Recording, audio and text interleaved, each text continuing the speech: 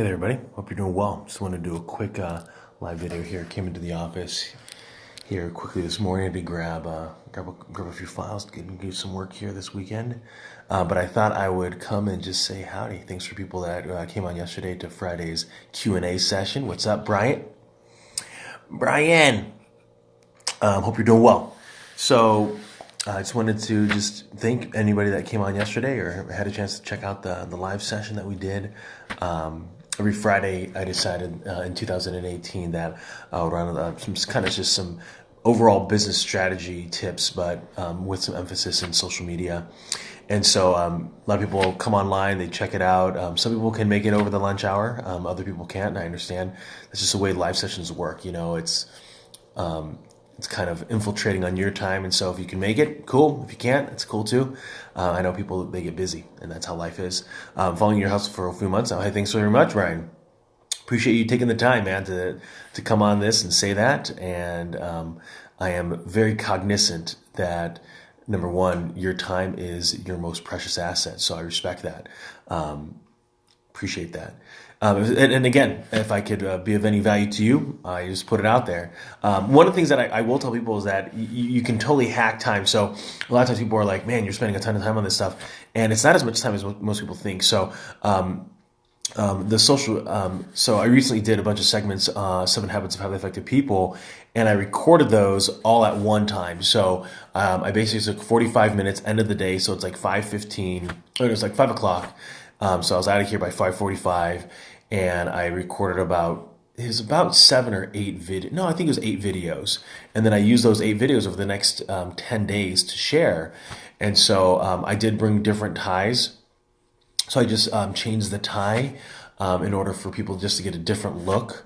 Yesterday, it was Casual Friday. Don't really do Casual Fridays, but I noticed in my feed, there's just a lot of me in a suit. And so in order for it to kind of catch people's attention, I thought if I wore something different, some different colors, then it'll catch people's eyes. So if somebody watched me, let's say on Thursday, and they say, I saw the clip, then on Friday they see the same clothing, then they kind of just keep skimming past it because they're like, I already saw that, so I don't need to watch it. So that's what I find is one of the easier tools.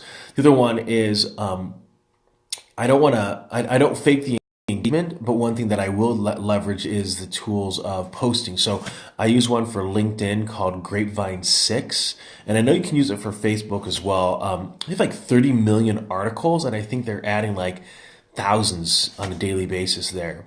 And so you put in the basics some keywords that you're interested in, and then you basically choose and schedule these different posts, and it'll look at your LinkedIn or your Facebook profile kind of when people are engaging with you, and it'll post whenever. I don't get too caught up in like posting at a specific time just because I know that people live their own lives. And so, here's the other thing is that I find that people consume kind of in binge concept. So think of it like Netflix. There's very few times that you go onto Netflix and you just watch one video. You usually watch, 2 or 3 episodes. Maybe if it's a movie, only watch one movie. But a lot of times people are binge consuming it. I find the same thing in social media that literally there's a local business in town. I know the owner. It's a fitness supplement place, and so I follow their stuff. I like their stuff, but literally the last 2 days, this whoever's following their feed goes all the way back. They've gone back to like December, and they're liking posts that I made all the way back, a few months ago.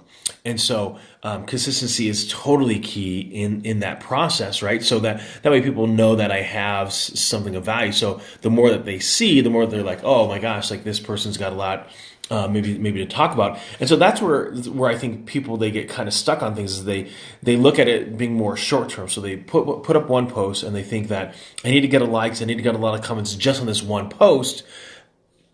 And they forget that, remember, people are going to consume that on their own time. And if they're interested in what you have to say, they're going to go back and look at some of the historical things that you have posted up. And so that's where the value is. The other thing that I would say for a lot of people when it comes to the content is I think people kind of get a little bit fancy. They look at other people like, for example, there's a local fitness place in town called East Bay. Now, East Bay is owned by Foot Locker. and they have a huge distribution center here. They have literally hundreds of employees in town, and their marketing game is ridiculous. It's like it's fantastic. They're on like every platform, but they have an entire team dedicated to just their creation of various social media. And so I don't compare myself on what they're doing because I'm just a one man show. What's going on? And so I think a lot of times people, they get stuck in this idea that, oh my gosh, like there's these companies, there's these people that are doing some phenomenal things, and my little videos aren't up to snuff. They're not good enough. And so that's okay. Don't get caught in this game of, number one, playing short term, putting up posts that are going to try to get a lot of likes, or getting caught in this trap of wanting to put out things that you think people are just going to enjoy, but it's something that you're passionate about. Quick question. How long did it take for you to become comfortable in front of the camera? Ooh, great question. So this is the honest truth. October 2016, I literally am sitting on the couch, no TV's on. And I laid out a bunch of shirts because I'm going to record a bunch of videos, and I sat there for no joke, probably about 2 or 3 hours debating whether I should start making videos. Like I'm seriously just sitting on there on the couch going, I don't know if I should do this. This is crazy. Like, and all the things that you and I get concerned about. And so finally it's like 3 a.m. and I started recording, and I hacked it, right? So at that point I didn't have a selfie stick. I just had my cell phone. So I get a box, and on top of the box I put my laptop. And I'm able to put my laptop on there, and I lean my phone so that way it's like this, and then I start doing the recordings. And so to your question, Brian, it took me probably close to so I ended up recording like all through the night. So I ended up recording from 3 a.m. to about 7, and then my boys got up, and so I stopped recording. But I probably created about 20 some videos. And then I immediately uploaded it. So I was using my son's phone. So again, I'm just hacking this, right? So I have this cell phone on the laptop in order to capture it, and then so I record it, and then I immediately upload it into YouTube, and I take his my son's got a cell phone. And I put it there, and then I record it, and then I upload. So I'm basically using these two cell phones to record and then upload, record and upload, and then boom, I would just continue that process. And so in order to record that way, I felt comfortable literally with that after doing all those 20 videos.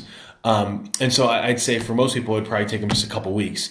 Feeling more comfortable walking around with a selfie stick and like recording me, walking down a street or in like a busy place.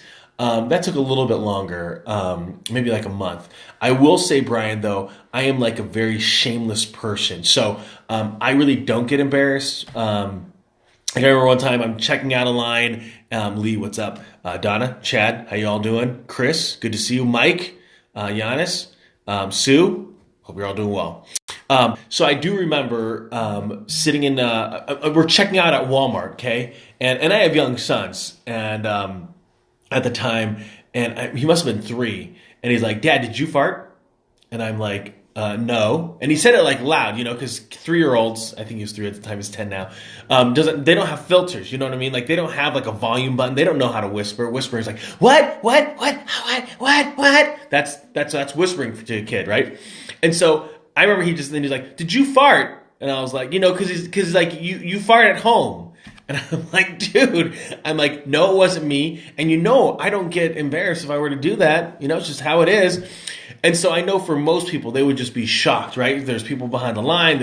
Obviously, the cashier thought it was funny. And for me, I just steer right into those things, right? So she's laughing. I'm like, yeah, hey, we all have gas, right? And I make a joke out of it because that's just the way that I'm wired, Brian. And I know a lot of people aren't wired that way. A lot of people, like, when they hear that, they're like, oh, freak, I'd be so embarrassed. Like, kids they do humiliate you, by the way. Faithful Night Gear, good to see you. So that's one thing that I would say. That's how I got comfortable, is that very quickly on doing video, is that I'm very comfortable just in my own skin. So if there's something that I start feeling uncomfortable with, a lot of times I'll go and do it.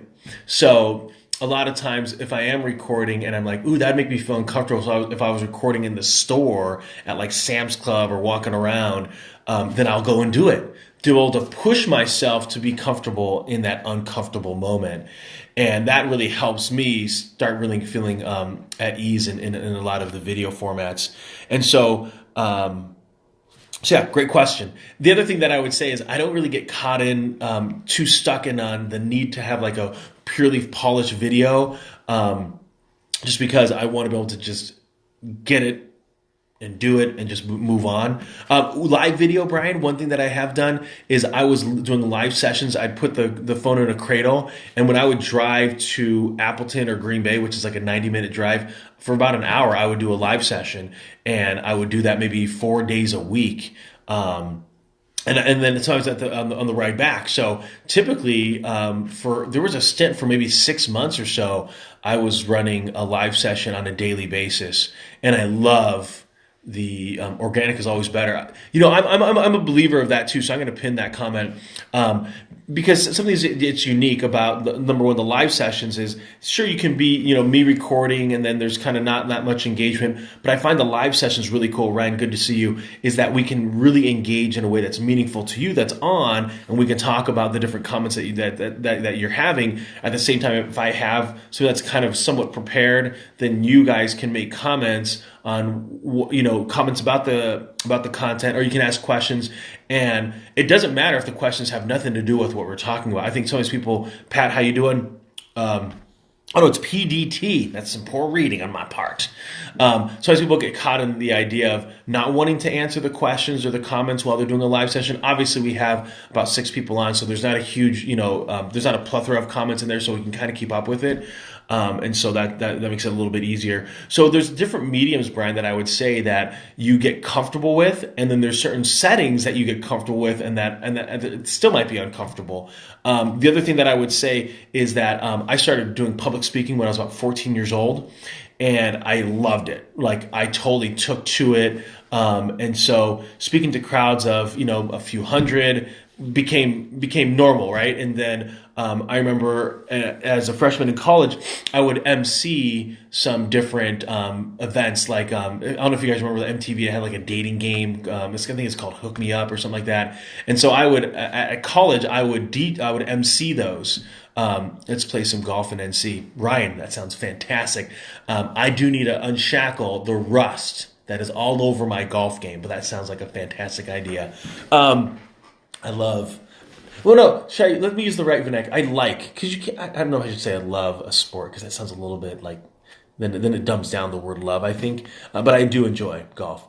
And then so it became very comfortable for me to be in front of a huge crowd. And so for me, being in front of a huge crowd, you know, I would engage with the DJ that was there. So and then I could engage with a huge, massive audience. So So for me, I would say for most people that maybe aren't feeling comfortable in front of the camera, they might have some different insecurities. So figure a way to get around those insecurities. So I think about somebody that's like concerned about the lighting or the way that they look.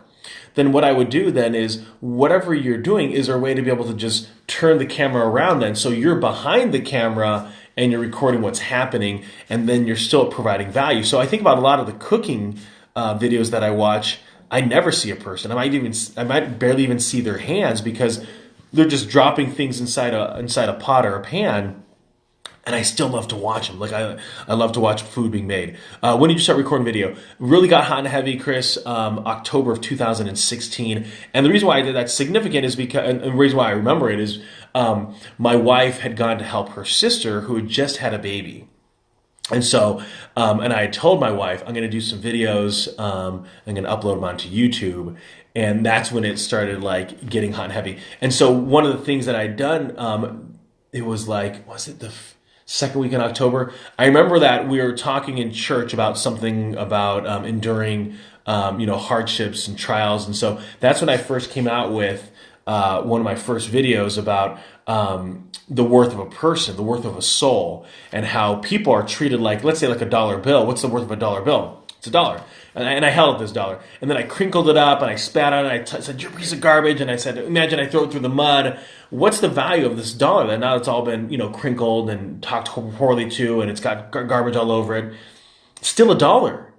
And so that's like the human soul a lot of times, is that depending on how they grew up, depending on the way that they were treated by society or peers, acquaintances, even sometimes friends, they might feel like that dollar bill that they're torn and tattered and not treated with any value, but yet they are still of infinite worth. And that is a firm belief. That's not just like hokey, every person special kind of attitude. I'm a believer in the human soul, that it can triumph over anything that's in front of it. And because of that like inner belief about humanity, I just love humans. And so that's how I know, Chris, that was the day, October 2016. And then I just started just creating video after video. And so for me, a lot of times, the content comes off of conversations that I'm having with potential clients, conversations that I'm having with family members or friends, and so that's where it kind of evolves from. So for example, I went to a networking event on Thursday night, and when I left, one of the questions that people were asking me, "Hey, I saw your LinkedIn videos. How's that coming along? Like, what's that translating to?" And one of the guys had said, kind of almost tongue in cheek, but it's totally true. He's like, "Well, we're talking about it right now," and that's exactly what it is. It's I don't need there to be like an immediate ROI on me creating a video on LinkedIn. Now I go to a networking meeting, and guess what? I don't even know you, but yet you know me. And so now I don't have to introduce myself, and you know what I stand for. And if you can get away from posting about products or services that you do, then people see you of different value. Caleb, how's it going? Chris, what do you say? What is the ratio of document versus create impact? Thanks a lot, Chris. So for me, I do both. And so I'm a believer in living in the abundance of the word and not in the tyranny of the word or. So in this document versus create, for me, it's like, think of it like journaling.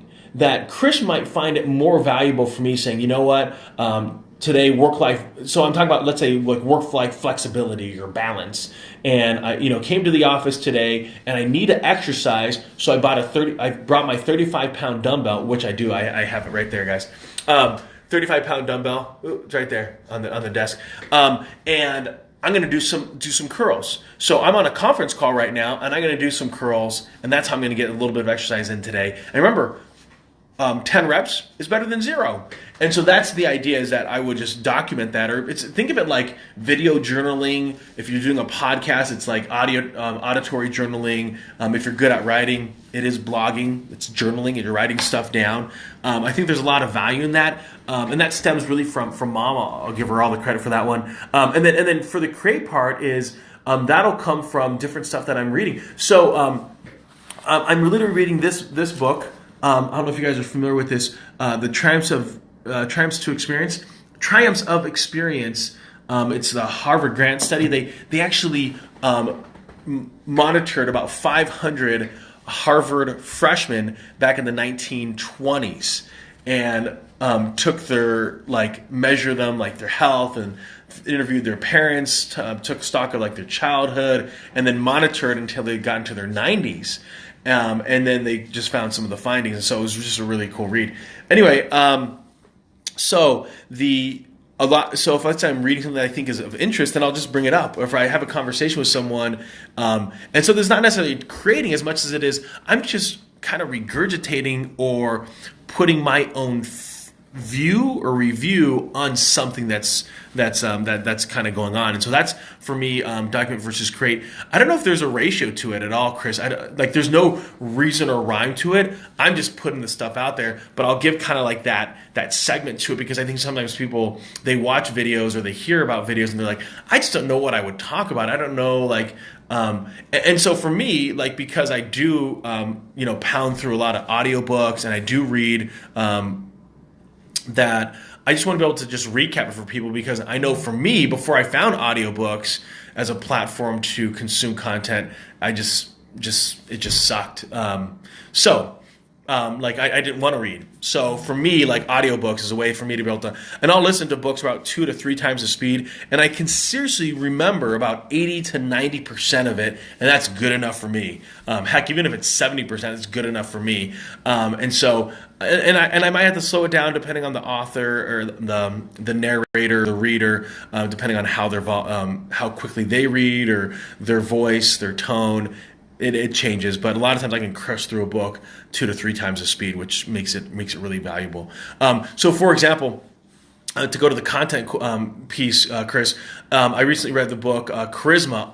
Read it on my drive down to Milwaukee, and it was a really interesting book. And so I want to be able to just bring forth a lot of those segments. So that I'll record some videos probably either today or tomorrow, and I'll record probably, because I try to keep them in 1 minute teaser bites. I'll probably break it down into maybe 3 or 4 different videos that then I'm going to share throughout the week. And so I'll change my shirt so that way you, as the audience member, as you go through the feed, it'll catch your attention because it won't be the exact same piece of clothing that I'm wearing. So that way, you won't feel like you've already watched it. Is the idea. And then this book, Triumphs of Experience. There's just a really cool story that I wanted to share with you in that, and so that's why I actually have the book. Because I just wanted to refresh my memory on the story, and then I'm going to recount it to you guys here in this here on the video live session. Yep, I love the 1 minute videos. Thanks. And hey, the cool thing about think of it like the 1 minute videos, Brian. They're like a teaser. If, let's say, for example, you have a longer piece of content. So, for example, I recently did a video with my friend Carrie Ann where we talked about hope and overcoming tragedy. So it's just a real quick 1 minute video, and I had a little bit of sound to it. By the way I hacked around copyrighted music is if you can take 10 seconds, upload 10 seconds into the video editing app, and then you can use more music. That's a problem I'm running into, is I don't have enough music. And music is just a powerful way to be able to kind of change up the video. It just brings up a different emotion as you hear music and you hear someone talk. Anyway, so that 1 minute teaser is actually for a 30-minute video that I uploaded onto YouTube. And so that's really that's a way I think you can encourage people to go check out your content on YouTube, is when it is just a teaser. But if you think about YouTube, if let's say it's the exact same content you're showing in Instagram, just a bunch of 1 minute videos, then you're not giving people a different experience on your YouTube channel. So my YouTube channel has my daily vlog. So I will typically recap the day and put in maybe some still shots or some other video. And I may or may not include the videos that I put up that day. And that way, when someone consumes me on my YouTube channel, they're getting a different experience. Have a good day, buddy. Thanks, Caleb, for stopping by. Peace. So that's the way that I end up utilizing the difference between Instagram and YouTube. And just because I think YouTube is one of those platforms that people are a little bit more comfortable watching a longer video. Obviously, you can't even upload a long video here on Instagram. It has to be a short one. The live sessions, just so you know, can only go 1 hour. The moment that you get to 59 minutes and 30 seconds, a timer comes on the top and it says 39, 29, 28, and it says video will end. And so it automatically will end you at the 1 hour mark. And then you can save it. So typically I'll save the video and then I'll upload it into YouTube. Now a lot of times it's grainy and it's vertical, but it's just another way that if someone wants to consume the live sessions, because live sessions to me it's more indicative of my schedule. So I'm putting it up in a time that's timely for me, not necessarily for you, because you guys all have things you got to do. You all have your own schedules, and so for me, it's just a way to be able to just say, hey, if you missed all of it and you wanted to catch more of it, you can. It's going to be on the YouTube channel. The other one that I put up there on YouTube that you don't typically see is I have Dad's Thoughts. So this comes back to mom. So my mom, when I was about 20 years old, typed and put together this booklet. She'd started writing some vertical videos better than no video. Absolutely, yes, it is. That is true. And I think about, Brian, what happens is for the vertical part is I don't want to go horizontal, because then you guys have to turn your phone sideways, and I don't think it's just one thing that's a little bit cumbersome for people. And so it's just easier for them to hold it vertical, just like I am. So what happened is, when my sister was born, she was the youngest. 1982, my mom started writing us letters called "To the Kids," and I asked her just a couple months ago, like, why did you write all these letters to us kids? She'd write like 2 or 3 every single year, and then she would recap kind of the year in an annual Christmas letter to my dad. They started that when they were poor college students, when they didn't have money, that they would just write each other notes. And so she said, I didn't know if I'd always be around, so I wanted you guys to know my thoughts on life. And so a lot of it came through just life experience. So I remember distinctly, I remember she had ran into somebody that the husband was having a struggle with pornography. And so she decided to write a letter about pornography. And then there was a friend of hers that they were dating, and she got pregnant. And so they were planning on getting married anyway, but nonetheless, my mom decided to put that in there. Thoughts about marriage and about choosing a partner. And so she has all these different letters that she put together, and she sent it to me on my 20th birthday. And I remember reading it and going, man, this is amazing how much thought and energy my parents gave to raising us kids. And it was nice because I heard it from her voice, because she wrote it down, from like 1993 or 1997 and 1985. And so when I was just a kid, just a tiny kid, not even, you're not even thinking about life at that point. And so that's where I started creating some videos, just in case, what if I'm not around? I want my sons to know my thoughts on, education and working hard and, about faith and about, exercising and nutrition. And so there are probably hundreds of videos that are just private on my YouTube channel, just in case I'm not around and my sons want hours of dad content. And so I call them Dad's Thoughts. I used to call them the Gospel of Sherman. They got a little bit ambitious, but so I have a little bit of faith tone to it, some spirituality to it, and that way I want to be able to make sure that I cover a whole multitude of just different topics. That way, because I'm a believer that life is finite. That I know for a fact that I will die. I know that that's true. And so, and life experiences taught me in meeting with people and talking with others that I don't have a crystal ball when I'm going to go out. And I could live the most healthy lifestyle. And I drive out of here and I get blasted by a snowplow. There's still snow on the ground. It's not snowing today though. And so, and I cannot control when I leave this world. Now I can work hard to be able to make sure I stay as healthy as possible and live hopefully a long life. At the same time, I know that that's totally out of my control. And so I want to make sure that I can leave a legacy first and foremost to my family, people that I, super care about. And so that's why I have a bunch of that video. So if you're on my YouTube channel, I made those public because someone had reached out to me over a year ago, and they're in England, and they said, and it was on a live session, they said, if my dad was still alive, I would hope he's as positive as you are. Really, like your content means a lot to me. And I was blown away by that comment. Just absolutely had no idea. You know what I mean? Like, I don't know any of your circumstances unless, you decide to schedule something on my Calendly and we have a conversation and you can share with me your story, which I'd love to hear, by the way. I love hearing people's stories. And so we all have different circumstances that we come from, don't we? And they can be tough. And I've yet to meet someone that didn't have a rough, tough life. They have struggles. And yes, your struggles might be to someone else's, that would be like their dream, right? So, you might have the struggle of abundance. And that is a struggle, by the way. A lot of people, they always think about like not having something's a struggle. But let's say you're blessed with a really good income. Well, the struggle with that is, do you give some away? Or are you just hoarding stuff for yourself? Are you cognizant of other people? And so that's where I think a lot of times people get stuck in this rut of having to give, or no, think about like the tough things as always in a loss perspective. And it's not. No matter where circumstances you find in your life, it's a struggle to be blessed with a lot of talent, because we all know a lot of people that have a lot of talent that never give it away.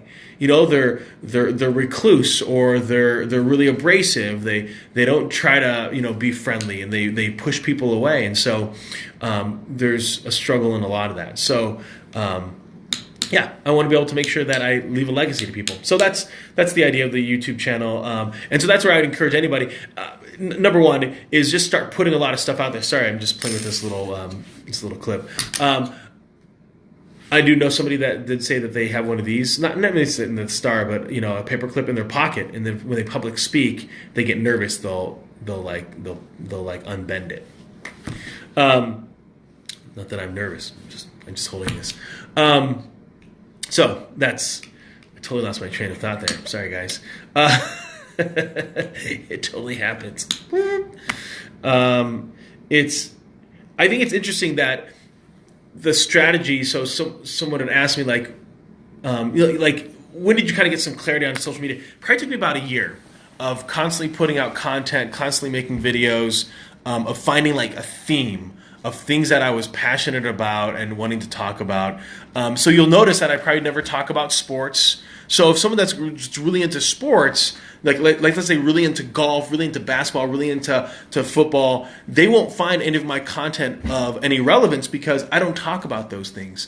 It doesn't get me really passionate. I'm a certain fan of certain teams, but at the same time, like I'm not devoted to like watching every single snap or every single play, even every single game. If my personal life runs in front of that, then that's what's going to happen. My personal life is more important than the Super Bowl. But it took me about a year to figure out like what's the audience enjoying on the different mediums, the different platforms, and then ultimately what do I want to showcase on different stuff. So Twitter's a unique space. It's a lot of like verbal, it's a lot of conversation, not a ton of listening, but I do follow a certain number of people on Twitter. I like reading kind of. It's sad to say, guys, but that's where I get a lot of my news, just because it's in sound bites. Plus, I can click on what I want. Obviously, there's Google News. That's kind of where I get a lot of other stuff. Just because it brings forward different articles that I'm reading, and so it already kind of curtails a lot of information. But then Twitter is a good place to be able to find, obviously, athletes. A lot of CEOs are on Twitter as well. And then Instagram is more the video content. That's where I put a ton of video, but then I do a unique thing on Instagram, the profile of the day. So I'm trying to highlight a lot of local businesses right now, but at the same time, if there's somebody that's put up a really cool post or I enjoy their page, I'll tag them and make a profile of the day.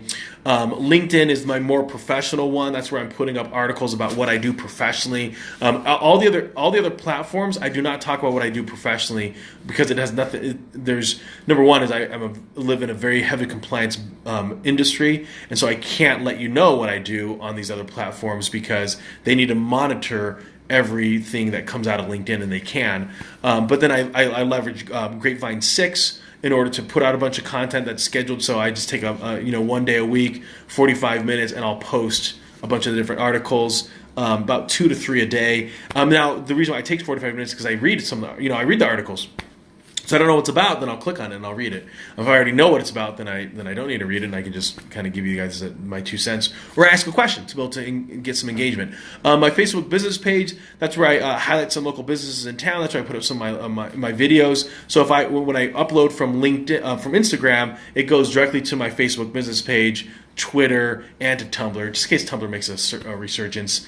But Tumblr's basically a dump. I don't even go into that app at this point. But it has a bunch of my Instagram uploads, and then Facebook personal. That's just if I have so that's not business related. So the other day I did a video about hope, so I'll share that one. Over something that's kind of local, an event that's occurring, I'll share that. YouTube, I kind of mentioned that before. Musically. I'll typically right now I'm uploading up videos of me working out, and I'll put like 15 seconds of music to it.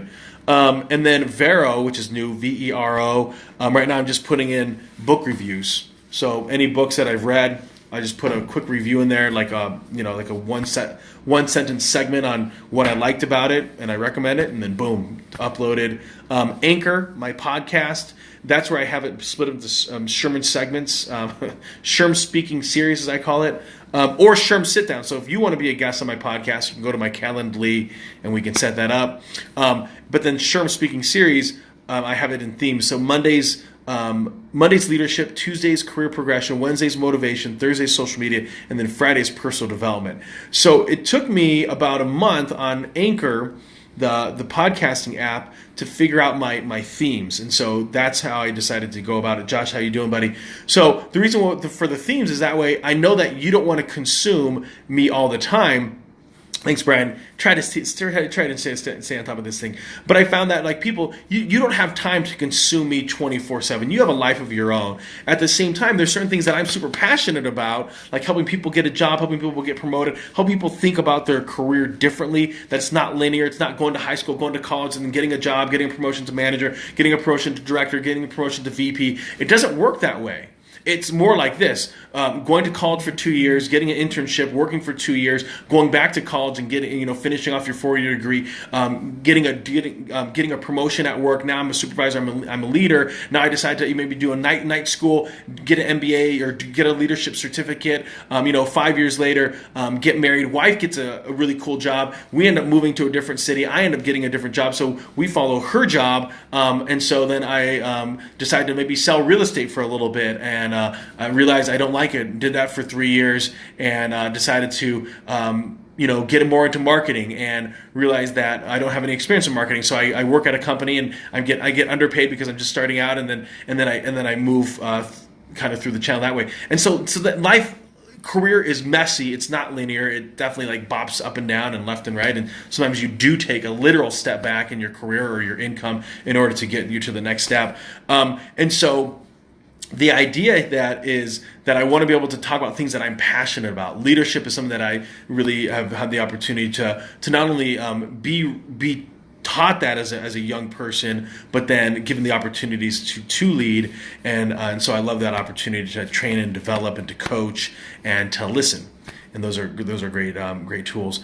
And so that's where I'd say for a lot of things is, even for a business. So even if, let's say, you're a hospital, I would still start creating as much content as possible, because you just don't know where you want to go. Do you want it to be all about your employees and you're recognizing them on a daily post, employee of the day, and or do you want to just talk about health in general? Do you want to talk about nutrition and different things people can be doing at home for PT? And there's a whole multitude of different things that you may or may not find of interest to you as a business. And so the first thing you want to start doing is putting things out there and then adjusting it as you find value with it. I was just talking to somebody that runs ginseng. There's a huge ginseng, by the way, in the United States is predominantly grown here in Wisconsin. I think like 90% of it comes from Wisconsin or something crazy, or 80%, some huge number. And particularly, it comes from this like longitude up here in central Wisconsin. And so, don't know if you're familiar with this root, but it's really cool. Kind of long.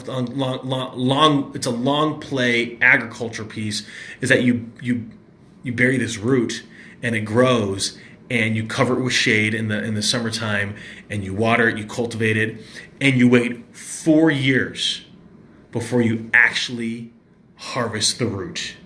That is the long game, my friends. That is a serious. So it's a root, so it's growing in the ground. So it's a serious, Sam, how you doing? KT, how you doing? It's a serious long-term play. So anyway, the company has been around for like 50 some odd years. And so I was talking to one of the marketing people, and they're like, yeah, we have all of this. We have a lot of this history here locally, but then they sell a ton of it. Like, I think 80% of it gets sold to like China, Taiwan, and South Korea. And South Korea, because we don't really sell to North Korea. And so a lot of those relationships all exist outside of our community. And so I was just talking with them about like what they should be doing for their social media game and the history. And so you can just show a lot of stuff. So that's kind of the idea, is just start somewhere and then you can start adjusting. So that's where I'd say for any of you, remember, this is the first time in like human history that you can control your own reputation. You're your own PR company. You're your own marketing company.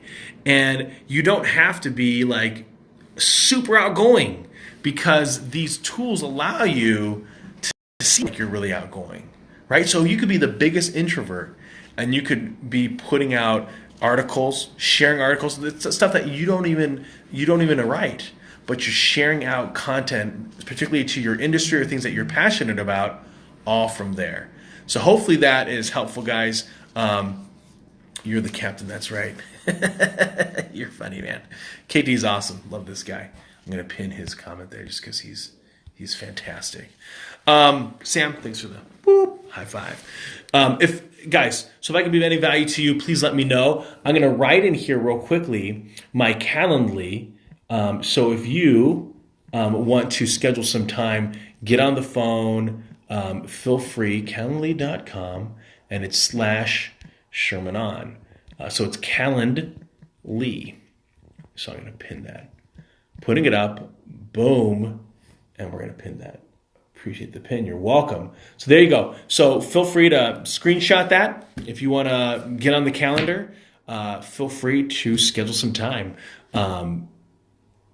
Love hearing your story. So it's just an opportunity for you just to be able to share your thoughts with another human being that you hope supportive. I'm all ears. For something that you just want to, you have some different strategies that you're approaching and you want some thoughts on it, whether it's your business, your career, both, personal life, it's your story, it's your time. So feel free to book the time and we'll talk to you guys later. If I could be of any value, please contact me. Sherm's out. Thanks for your time.